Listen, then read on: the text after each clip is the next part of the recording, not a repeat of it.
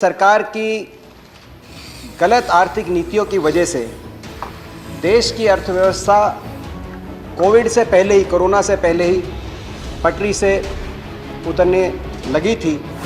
UPA के समय 10 साल की औसत जीडीपी ग्रोथ रेट 7.8% रही पुरानी सीरीज से। नई सीरीज में अगर उसको ट्रांसलेट किया जाए तो विशेषज्ञों का आकलन है, अर्थशास्त्रियों का, कि वो 11% नई सीरीज 2011-12 में जो नई series.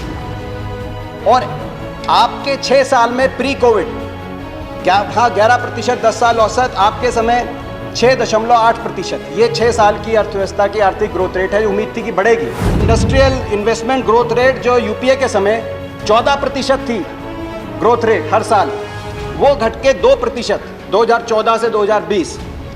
Credit and bank loan, क्योंकि जब तक बैंक से क्रेडिट नहीं कोई लेगा तब तक अर्थव्यवस्था में निवेश कैसे करेगा। यूपीए के समय 13% ग्रोथ रेट थी हर साल, वो घट के 4% ग्रोथ रेट पे आ गई। जिस तरीके से आनंद फानंद में जीएसटी लागू की गई, उसने अर्थव्यवस्था की कमर तोड़ दी। और उसके बाद कोरोना के अंदर जो आपकी मैनेजमेंट रही अर्थव्यवस्था की, उसने अर्थव्यवस्था को आज आईसीयू में पहुंचा दिया। 4 रिकॉर्ड बने इस कोरोना के अंदर। पहला रिकॉर्ड, जितनी भी बड़ी अर्थव्यवस्थाएं हैं विकासशील और विकसित देशों में, कोरोना के समय अगर सबसे ज्यादा नेगेटिव जीडीपी ग्रोथ रेट रही, सबसे ज्यादा जीडीपी किसी देश की लुढ़की, तो हिंदुस्तान की लुढ़की। आज 100 रुपए में से 63 रुपए सरकार की जेब में जाता है अगर कोई पेट्रोल भरवाने जाए। और डीजल पे जो 2014-15 में जेटली जी के पहले बजट में 3 रुपए की एक्साइज ड्यूटी थी, आज वो 31 रुपए की एक्साइज ड्यूटी हो चुकी है। आपके पहले बजट में 75,000 करोड़ की कलेक्शन थी पेट्रोल, डीजल, रसोई गैस के सिलेंडर पे। आज इस बजट में वो 75,000 करोड़ से बढ़कर 3.5 लाख करोड़ की कमाई उसी जनता से आप कर रहे हैं। केवल कोरोना में 12 करोड़ लोग बेरोजगार हो गए। डिमोनेटाइजेशन में 50 लाख, अजीम प्रेम जी यूनिवर्सिटी का अनुसार था, उस समय 50 लाख लोग बेरोजगार हो गए। किसानों की बातों को माने, आज किसानों के 300 जो जाने गई हैं उनके लिए, उन परिवारों के लिए आर्थिक पैकेज की घोषणा करें, कुछ रोजगार का उनके लिए प्रबंध करें और इन किसानों को खुशी खुशी घर लौटने का आप रास्ता दें। मैं हाथ जोड़ के आपसे प्रार्थना करना चाहता हूं, देश की सरकार, देश की सदन, किसानों की ये खिल्ली ना उड़ाओ। ये किसानों की खिल्ली उड़ाना आपको बहुत महंगी पड़ेगी, आज मैं कहना चाहता हूं। हमारा मानना है कि सरकार की गलत आर्थिक नीतियों की वजह से देश की अर्थव्यवस्था कोविड से पहले ही, कोरोना से पहले ही पटरी से उतरने लगी थी। अफसोस इस बात का है कि इस बजट में या इस वित्त विधेयक में कुछ ऐसा नहीं करा गया कि अर्थव्यवस्था को दोबारा से पटरी पे लाए। मैं क्यों कह रहा हूं कि पहले ही पटरी से उतरने लगी थी। अगर हम कोविड से पहले के 8 क्वार्टर देखें, मार्च 2018 से मार्च 2020 तक, अर्थव्यवस्था की गति, बढ़ने की गति, ग्रोथ रेट हर क्वार्टर में कम होती गई और 8% से घटते घटते 3% पे आ गई। और अगर हम 7 साल की सरकार का कार्यकाल हो गया है 2014 से लेकर 2021 तक, मगर इन 7 साल में हम 6 साल देखें, कोविड का अगर साल ना भी देखें, और तुलनात्मक रूप से यूपीए के समय अर्थव्यवस्था की क्या गति थी अलग अलग पैमानों पे और इनकी सरकार में वो कितनी और गति हुई, क्योंकि लोगों की उम्मीद थी कि और बढ़ेगी, तो देखें तो भी पिक्चर काफी क्लियर होती है। यूपीए के समय 10 साल की औसत जीडीपी ग्रोथ रेट 7.8% रही पुरानी सीरीज से। नई सीरीज में अगर उसको ट्रांसलेट किया जाए तो विशेषज्ञों का आकलन है, अर्थशास्त्रियों का, कि वो 11% नई सीरीज 2011-12 में जो नई सीरीज। और आपके 6 साल में प्री कोविड 11%, 10 साल औसत, आपके समय 6.8%। ये 6 साल की अर्थव्यवस्था की आर्थिक ग्रोथ रेट है, उम्मीद थी कि बढ़ेगी, बढ़ने की बजाय कम हो गई। कोई भी अर्थव्यवस्था होती है, जीडीपी होती है, उसके 4 कंपोनेंट होते हैं, उसकी कुर्सी के 4 पैर होते हैं। क्या 4 पैर होते हैं? कंजम्पशन, डिमांड कितनी है अर्थव्यवस्था में, निवेश, इन्वेस्टमेंट कितनी हो रही है, एक्सपोर्ट कितना ग्रोथ हो रहा है, और गवर्नमेंट एक्सपेंडिचर। अगर हम 10 साल की यूपीए और 6 साल का आकलन करें आपकी अर्थ जो है व्यवस्था में, इन चारों जो पैर हैं कुर्सियों के किसी भी अर्थव्यवस्था के, उनमें क्या परिस्थिति बनी तो पिक्चर और क्लियर हो जाती है। निवेश की बात करें, इंडस्ट्रियल इन्वेस्टमेंट ग्रोथ रेट जो यूपीए के समय 14% थी ग्रोथ रेट हर साल, वो घट के 2% 2014 से 2020।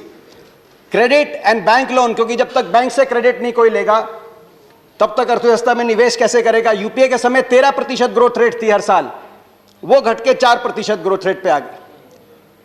ये इन्वेस्टमेंट की पिक्चर दिखाते हैं।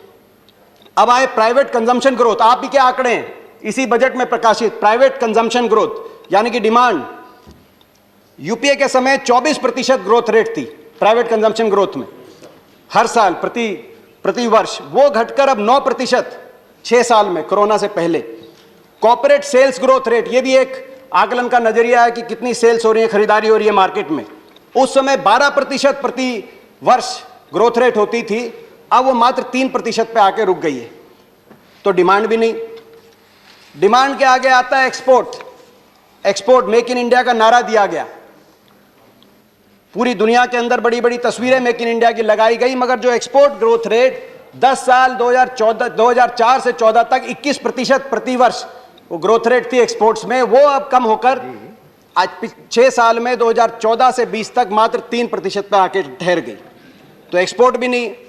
फिर बचा गवर्नमेंट एक्सपेंडिचर, उसमें भी यूपीए के तुलना में कम हुआ है, मगर जितनी ज्यादा तादाद में ये बाकी 3 पहलू अर्थव्यवस्था के लुढ़के हैं, गवर्नमेंट एक्सपेंडिचर को आपने फिर भी ग्रोथ रेट में तो 24% प्रति वर्ष से 16% प्रति वर्ष पे आ गई, मगर उतनी नहीं लुढ़की जितनी बाकी 3 पहलू लुढ़के।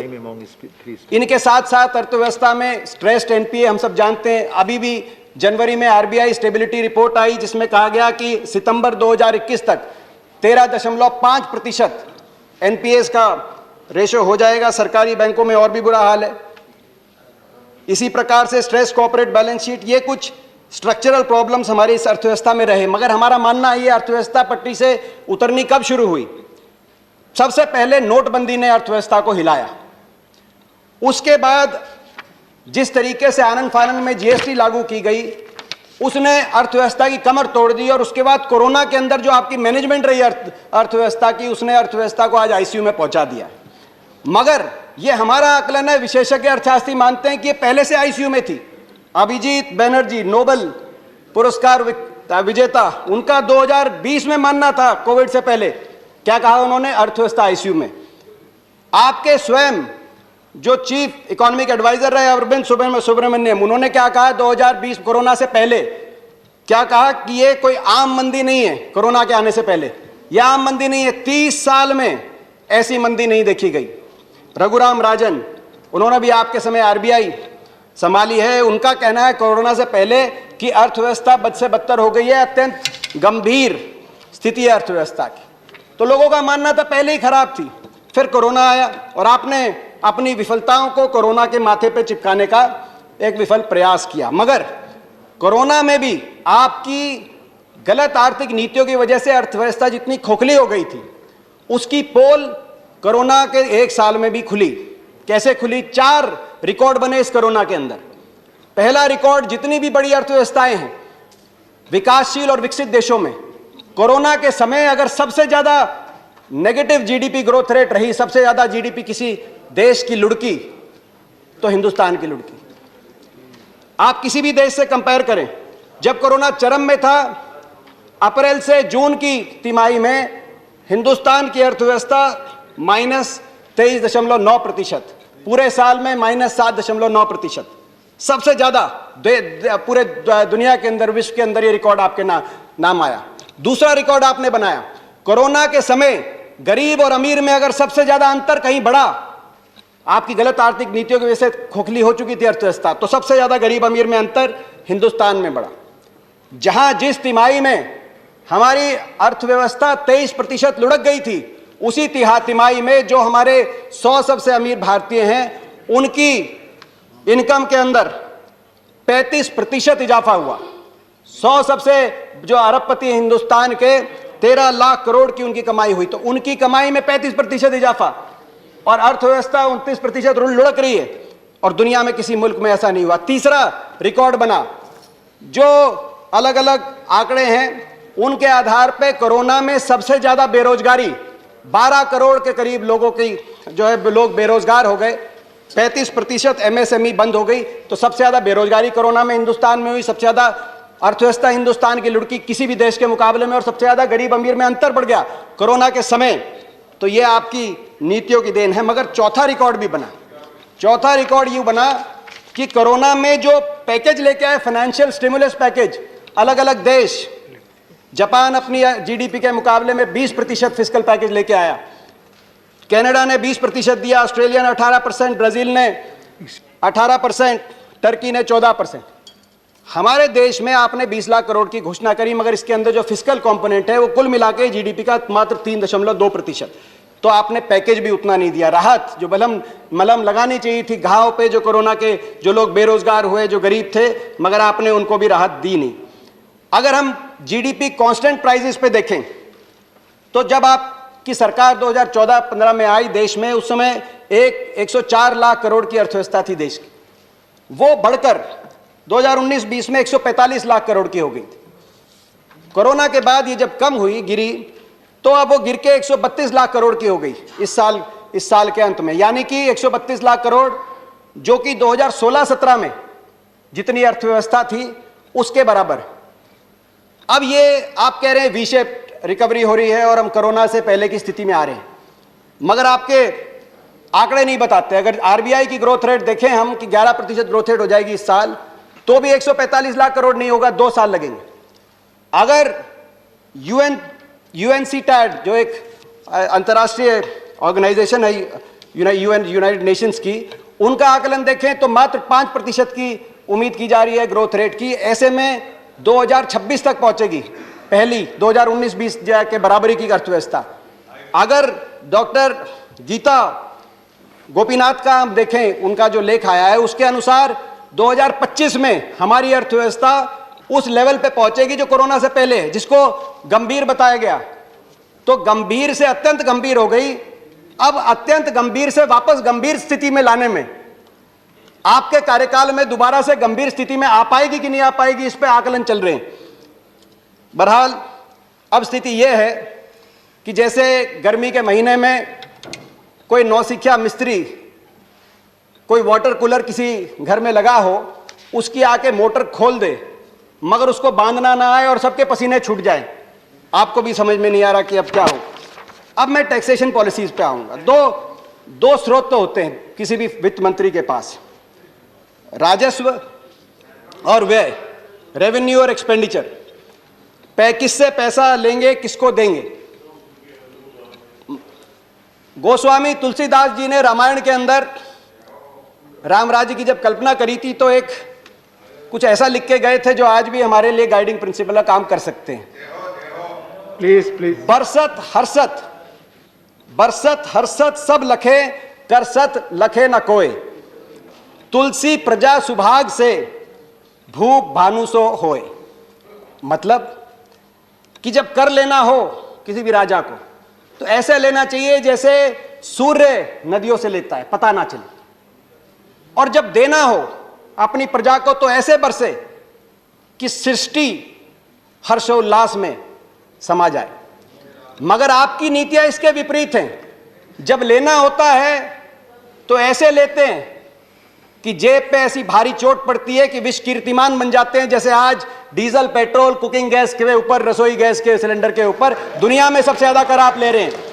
और जब देना होता है तो ऐसा देते हैं कि जैसे आपने कोरोना में 20 लाख करोड़ का पैकेज दिया, कि आज तक उस पैकेज का क्या हुआ, किस घर में कितना पहुंचा, ये कोई जवाब नहीं, वो अदृश्य हो जाता है। आप बिल्कुल विपरीत दिशा में चल रहे हैं। मगर मैं ओवरऑल अब एक बात कहना चाहता हूं। देखिए, मैंने कहा कि कंजम्पशन, आपकी सरकार के कार्यकाल में कंजम्पशन की हवा निकल गई, निवेश की हवा निकल गई, एक्सपोर्ट की हवा निकल गई, और थोड़ा बहुत गवर्नमेंट एक्सपेंडिचर की गति में कमजोरी आई है, मगर गवर्नमेंट एक्सपेंडिचर अभी है। और आपने इस बजट में भी गवर्नमेंट एक्सपेंडिचर, खास तौर पे कैपिटल एक्सपेंडिचर की तरफ, कैपेक्स की तरफ अपने दया दृष्टि रखी है, जो पहले से आपकी नीति चली आ रही। हमारा मानना है कि जब ये इस तरह की सप्लाई साइड इकोनॉमी की बात की जाए, जब तक डिमांड नहीं है इकोनॉमी के अंदर, वो सस्टेनेबल नहीं। क्यों? क्योंकि जब डिमांड होता है, जो आपका फोकस केवल गवर्नमेंट एक्सपेंडिचर और कैपेक्स पे है, जब तक डिमांड नहीं है तो आपके टैक्स रेवेन्यूज इतने नहीं होते, कलेक्शन आपकी इतनी नहीं होती कि उसको अच्छे से फंड किया जाए। जो टैक्स, जिसका सबसे बड़ा सबूत दिखाई देता है टैक्स टू जीडीपी रेशो। 2004-5 में जब हमारी सरकार बनी थी यूपीए में, उस समय टैक्स टू जीडीपी रेशो थी 10%, वो बढ़कर हो गई थी 12%। कोई भी एडवांस इकोनॉमी होती है, टैक्स टू जीडीपी रेशो बढ़ती रहती है।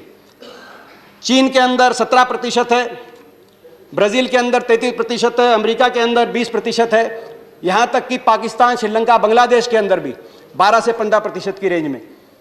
वो बढ़ बढ़ के 12% हो गई थी। मैं आपकी सरकार आई, टैक्स टू जीडीपी रेशो, आप कह रहे हैं रिटर्न्स बहुत फाइल हुए, रिकॉर्ड रिटर्न्स फाइल हुए, मैं मानता हूं रिटर्न्स तो फाइल हुए हैं, मगर डिमांड ही नहीं है। इकोनॉमी में जब डिमांड नहीं है, रिटर्न्स तो फाइल कर रहे हैं, टैक्स बेस तो बढ़ रहा है, मगर टैक्स टू जीडीपी रेशो घट घट के 9.8%। टैक्स टू जीडीपी रेशो 10% पे 2004-5 से शुरुआत करके 12% आपको सौंप के गए थे, अब वो घट के 9.8%। टैक्स टू जीडीपी रेशो किसी भी विकसित देश से, विकासशील देश के मुकाबले में कम। जब टैक्स नहीं होगा और आपको अपना कैपेक्स फंड करना है, गवर्नमेंट एक्सपेंडिचर फंड करना है, तो आप क्या करेंगे? मार्केट बोरोइंग करेंगे। और मार्केट बोरोइंग आपने बढ़ाते गए। मार्केट बोरोइंग इस कदर बढ़ी कि डेट टू जीडीपी रेशो, कर्ज कितना है अर्थव्यवस्था में, आज 91% पे पहुंच गया। जितने भी आपके पीयर मुल्क हैं जो आपके बराबर की परिस्थिति में, उनका एवरेज है डेट टू जीडीपी रेशो 42%, आप पहुंच गए 91% में। और 91% इतना बड़ा डेट, अमेरिका में 100% पे रेशो है। जितना विकसित देश होता है उतना ज्यादा डेट लेता है, जितनी तेजी से कोई अर्थव्यवस्था आगे बढ़ रही होती है। हमारी दिक्कत क्या है कि ग्रोथ हो नहीं रही, डेट ले रहे हैं और कैपेक्स उससे फंड कर रहे हैं। एक बात मानी गई है विश्व बैंक ने कि 77% से ऊपर अगर डेट टू जीडीपी रेशो, कर्ज का जीडीपी के 77% से ऊपर हो जाए, तो आने वाले समय की ग्रोथ रेट को आप मॉर्गेज कर रहे हैं। उसके बाद जितने प्रतिशत बढ़े उतना आने वाले समय में ग्रोथ रेट आपकी कम होगी। यही कारण है पिछले साल के बजट के बाद जून में big 3 credit rating agencies, standard poor, Fitch और मूडीज, तीनों ने भारत को डाउनग्रेड किया। पहली बार तीनों क्रेडिट रेटिंग एजेंसीज ने, जून जुलाई की बात मैं कर रहा हूं, तीनों ने डाउनग्रेड किया। और एक संदेश गया देश के अंदर, आपने उनको खारिज कर दिया, कहा इसका फर्क नहीं, इसकी कोई हमें फर्क नहीं पड़ता। फर्क पड़ता है, क्योंकि अब आने वाले समय में आप और ज्यादा मार्केट बोरोइंग करेंगे तो मार्केट बोरोइंग आपको और महंगी हो जाएगी। इस साल आपकी मार्केट बोरोइंग आपने पिछले साल से भी 55% ज्यादा करने का फैसला किया है, वो और महंगी हो जाएगी। और महंगी हो जाएगी तो रुपया कहां जाता है? इस साल 1 रुपया का 23 पैसे ब्याज में जा रहा है, आने वाले समय में और भी ज्यादा ब्याज में जाएगा।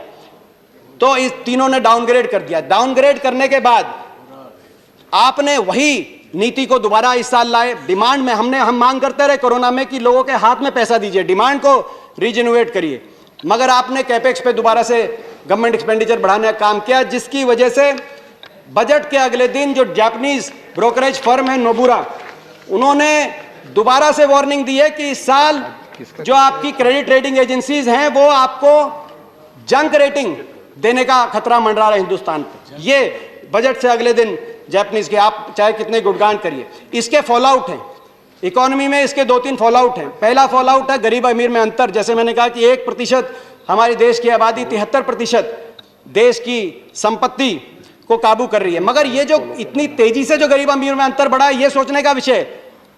कोरोना से पहले 2019 तक अगर जीनी कोएफिशिएंट को देखें, जिससे किसी भी देश में असमानता का आकलन किया जाता है, सबसे अमीर 10% और सबसे गरीब 10% में कितना अंतर है, उसके हिसाब से आकलन करें तो हिंदुस्तान आपके 6 साल की सरकार के बाद दुनिया में दूसरे नंबर की सबसे असमान अर्थव्यवस्था बन गई थी।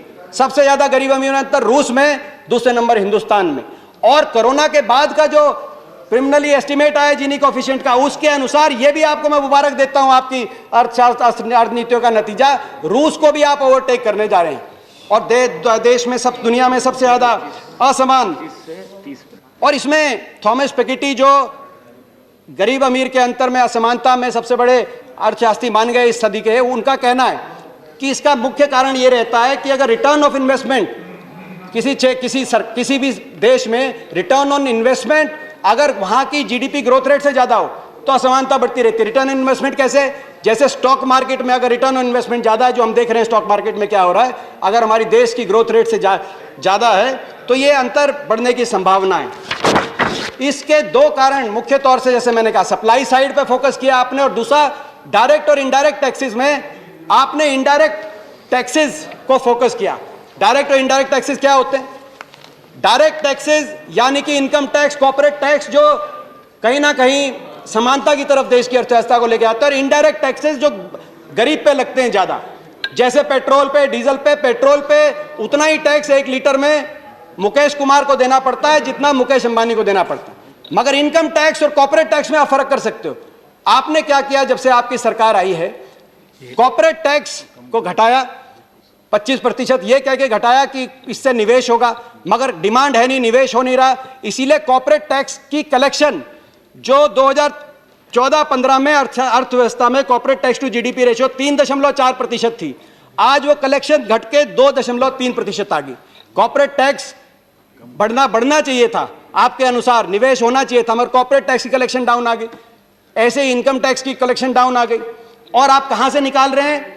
गरीब आदमी पे, जिनकी संपत्ति बढ़ रही है उन पे कोई टैक्स नहीं, और आप कह रहे हैं एक और गरीब आदमी पे पेट्रोल, डीजल और रसोई गैस पे आप टैक्स लगा रहे हैं। आप ये कह रहे हैं कि कॉर्पोरेट टैक्स तो दुनिया में बराबर होना चाहिए, तभी हमारी कंपेटिटिवनेस बनेगी हमारी कंपनियों की। तो इनडायरेक्ट टैक्स, पेट्रोल और डीजल पे टैक्स दुनिया के बराबर क्यों नहीं होना चाहिए? मैं आपसे सवाल पूछता हूं, हमारे आम आदमी की कंपेटिटिवनेस क्यों नहीं होनी चाहिए? महंगाई, ऐसे ही पेट्रोल डीजल की बात आई, आज स्थिति ये है पेट्रोल डीजल पे आज 100 रुपए में से, धर्मेंद्र जी बोल रहे हैं, आज 100 रुपए में से 63 रुपए सरकार की जेब में जाता है अगर कोई पेट्रोल भरवाने जाए।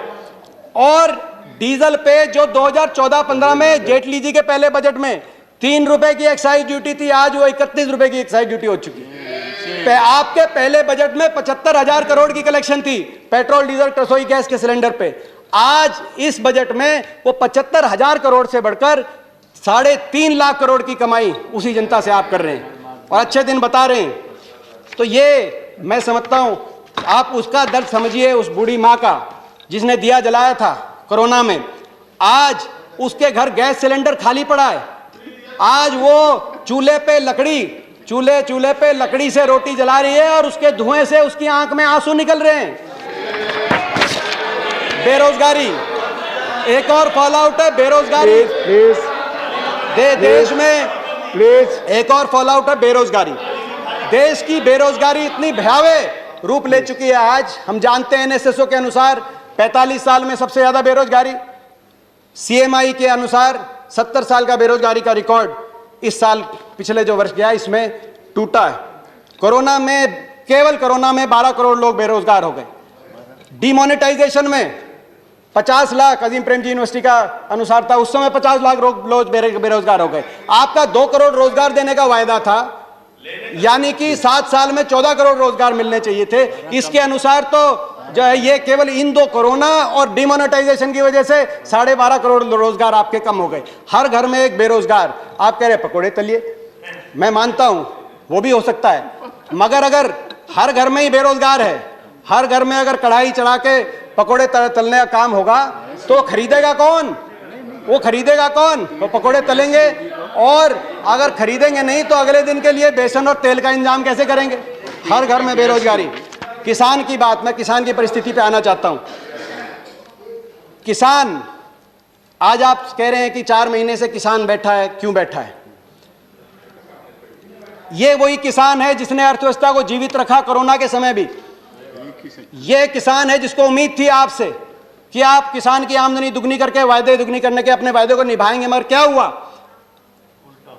आपने इस बजट के अंदर किसान कृषि क्षेत्र का आवंटन 8.5% घटाने का काम किया जब ये आंदोलन चल रहा था। आपने उसकी एमएसपी को स्वामीनाथन कमीशन के C2 के आधार पे, उस C2 खर्चे के आधार पे बढ़ाने की बजाय, उसकी आमदनी को दुगने की बजाय उसकी एमएसपी पर ही वार कर दिया। और अब एमएसपी बचाने की किसान लड़ाई लड़ रहा है। आपने एकदम उल्टा कर दिया। मैं इस पे किसान की आमदनी दुगनी पे भी कहना चाहता हूं। किसान की आमदनी दुगनी, मैं पूछना चाहता हूं इसका क्या ब्रेकअप है, क्या आधार है, कौन सा बेस है जिसके आधार पे आमदनी दुगनी होगी? मैंने अपनी तरफ से कोशिश करिए, आप जवाब दे सकते हैं। 2015-16 में किसान की आमदनी लगभग 8,000 रुपये प्रति माह का आकलन किया जा सकता है। तो इस आधार पे 22 तक, जो अब 9 महीने ही रह गए, 8,000 प्रति माह से 16,000 प्रति माह होनी चाहिए। एक ये आधार हो सकता है। दूसरा आधार कि जितना भाव मिल रहा था किसान को, जितना गेहूं धान पे न्यूनतम समर्थन मिल रहा था, जैसे धान पे 1410 2015-16 में, 2022 तक वो दुगना हो जाए, क्योंकि किसान की आमदनी तो तब दुगनी होगी जब दाम दुगना होगा। तो 2022 तक ये 1400 से बढ़कर 2800 3000 तक हो जाए। उसके आसपास भी नहीं है, अभी 1868 रुपये धान का भाव है, ऐसे गेहूं की बात है। तो इन 5 साल में आपने भाव तो बढ़ाया 30% आमदनी दुगनी करने के लिए। भाव अगर नहीं बढ़ रहा तो आमदनी कैसे बढ़ रही है? और डीजल बढ़ा दिया 94%, जिसको डीजल की आवश्यकता है। डीजल इनपुट कॉस्ट तो बढ़ा रहे हैं, भाव बढ़ा नहीं रहे और कह रहे हैं आमदनी दुगनी। फिर मैंने देखा, खोजने की कोशिश करी कि कौन जिम्मेदार है सरकार में। वैसे सभी जिम्मेदार हैं, मगर एक कृषि मंत्रालय में एक Ashok Dalwai ji, chairman of the committee on doubling farmer income, उनका कि भाई इसमें डबलिंग फार्मर इनकम में क्या स्ट्रेटजी है, ये करके उन्होंने को सवाल पूछा, क्या ब्रेकअप है इसका, कुछ बताइए। तो उन्होंने 2-3 चीजें बताई, जिसमें कहा कि प्रमुखता से हमारी एक स्ट्रेटजी है shifting from farm to non farm occupations. यानी कि अगर 2 किसान के भाई हैं, एक को मजदूरी पे आप लगा दो तो उसकी जो रह गया उसकी इनकम दुगनी होगी। क्या ये आपका फॉर्मूला है? इसके बारे में आपको स्पष्टीकरण देनी चाहिए। आपने सोचा किसान भूल जाएगा ये बात, मगर किसान की याददाश्त बहुत तेज है, इसीलिए बैठा है 4 महीने से। 300 जाने गंवाने के बाद, 300 जाना कुर्बान करने के बाद, और एक और चीज बनी, बात तो थी एमएसपी दुगनी करने की, बात तो थी इनकम दुगनी करने की। मैं 2 मिनट में अपनी बात तो थी दुगनी करने की, मगर अब क्या हुआ? जैसे एक छोटा सा बच्चा चिल्ला रहा था मलाई दो अपनी मम्मी से, रोटी लेके गई मलाई दो। उसके दादा ने पूछा क्यों चिल्ला रहा है? बोला मलाई मांगता है। तो बोला एक काम करो, इसकी रोटी छीन लो, फिर मलाई छोड़ देगा, रोटी चिल्लाएगा, फिर रोटी चिल्ला देना। यह एमएसपी की बजाय, डबल करने की बजाय अब एमएसपी छीनने की बात आ गई। और मैं एक बात कहना चाहता हूं सदन के माध्यम से, अपनी बात को कंक्लूजन की तरफ लेके जाने के लिए। ये किसान 26 तारीख को 4 महीने हो जाएंगे, 4 महीने से बैठे, 300 से ज्यादा जानों की कुर्बानियां हो गई। मैं सरकार से आग्रह करना चाहता हूं, उपसभापति महोदय, मैं 2 मिनट में अपनी बात, 1 मिनट में अपनी बात, मैं आग्रह करना चाहता हूं कि सरकार इन किसानों की सुने, संवेदनशीलता दिखाए, सदन से कम सहानुभूति का एक वाक्य, संवेदना का एक शब्द।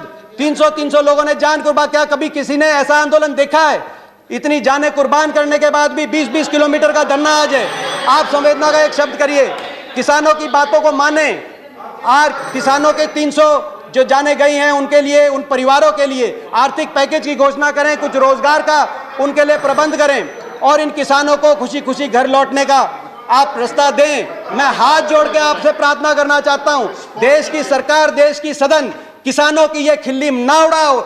ये किसानों की खिल्ली उड़ाना आपको बहुत महंगी पड़ेगी। आज मैं कहना चाहता हूं, ये चेहरे देख रहा हूं मैं, जिस तरह से आप धन्यवाद किसान को खुशी धन्यवाद लौटने का आप मौका दें, धन्यवाद, ताकि हम भी घर वापस खुशी लौट सके सदन से, और ये अर्थव्यवस्था को भी इस वित्त विधेयक में बदलाव करके दोबारा से पटरी पे लौटाने का रास्ता प्रशस्त करें। आपका धन्यवाद।